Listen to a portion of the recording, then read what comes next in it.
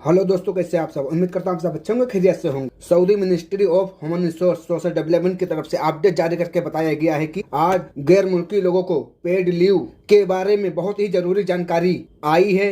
यानी वो छुट्टी जो आपको सैलरी के साथ में दी जाती है और उनको बढ़ा दिया गया है। यानी ऐसी सारी छुट्टियां आपको जो मिलेंगी सऊदी अरब के अंदर जो लोग काम करते हैं, और उसकी भी सैलरी आपको दी जाएगी। यानी जिस कफील के पास या कंपनी में आप काम करते हैं, और आपको छुट्टी भी मिलेगी और आपको उसकी सैलरी भी आपको मिलेगी। इसके अलावा जो है काफी ज्यादा जानकारी आई, तो आपको रिक्वेस्ट है वीडियो को शुरू से लास्ट तक देख ले।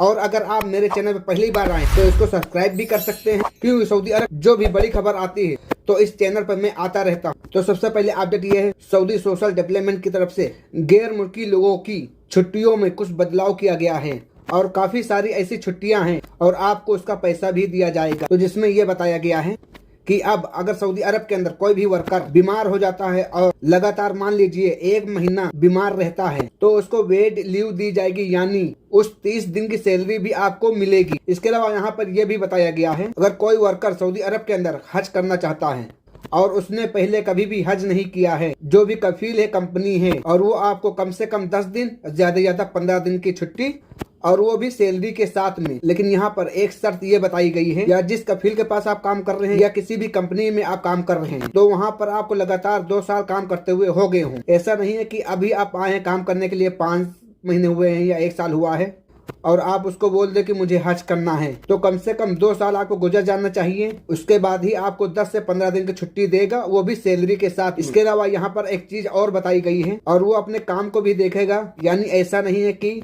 जितने भी वर्कर है एक साथ बोलने लगे कि हम सबको हज करने के लिए जाना है, एक साथ वो छुट्टी नहीं देगा। और वो ऐसे करेगा, कुछ लोगों को इस साल में भेजेगा और कुछ लोगों को अगले साल में भेजेगा। और कफील कंपनी आपको 10 से 15 दिन की छुट्टी भी देगा और उसके साथ में उसकी सैलरी भी देगा।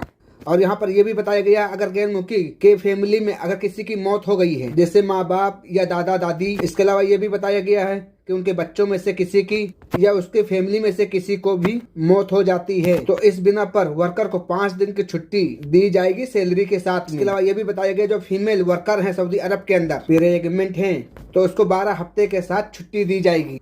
तो पहले 10 हफ्ते की छुट्टी दी जाती थी और अब इसको बढ़ा करके 12 हफ्ते की छुट्टी बढ़ा दी गई है, और इन 12 हफ्ते की सैलरी भी दी जाएगी। इसके अलावा एक अपडेट जारी करके बताया गया है तवक्कलना एप्लीकेशन में, जिसमें बताया गया है तवक्कलना एप्लीकेशन में अब किबले की सर्विस भी आपको किबले वाली सर्विस देखने को मिलेगी। और इसको ऐड किया गया है क्योंकि बहुत से लोग मोबाइल में ऐप लोड करके किबले वाला और नमाज पढ़ते थे, उसके जरिए से गलत बताता था। क्योंकि मैं बहुत से लोगों को देखा हूँ नमाज पढ़ते हुए जो कि किबला गलत बताता था एप्लीकेशन। तो आप तवक्कलना एप्लीकेशन में चेक करके नमाज पढ़ सकते हैं। इसके अलावा सऊदी अरब में जोफ में आज 4 लोगों को गैर मुल्की लोगों का सर कलम कर दिया गया है, और जिनका ताल्लुक बताया जा रहा है जॉर्डन से है। और यहाँ पर यह बताया गया है, ये लोग सऊदी अरब के अंदर नशे वाली चीजों की मार्केटिंग कर रहे थे और उसकी स्मगलिंग कर रहे। तो इन 4 गैर मुल्की लोगों को सऊदी अरब के जोह में सजाई मौत दे दी गई है।